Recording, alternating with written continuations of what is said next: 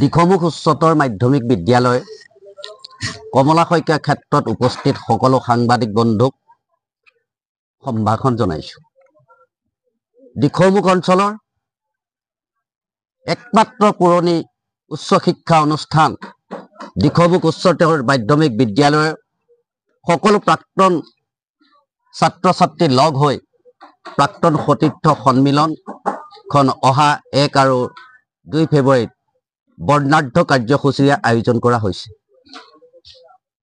প্ৰাক স্বাধীন কালৰ অন্যতম পুৰণি উচ্চ শিক্ষা অনুষ্ঠান হিচাপে এই বিদ্যালয়ৰ গৌৰৱোজ্জ্বল মুহূৰ্তত সকলো সতীৰ্থৰ লগতে শুভাকাংক্ষী ৰাইজৰ সাদৰেৰে নিমন্ত্ৰণ জনাইছো।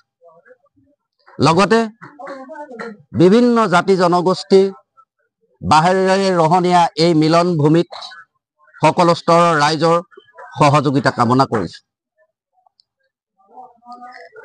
হেমভাই হৰেণ ভূঞা দৰে বিশ্ববৰেণ্য ব্যক্তি এই বিদ্যালয়ৰ ছাত্ৰ হিচাপে পোৱাৰ আমি গৌৰৱ অনুভৱ কৰিছো।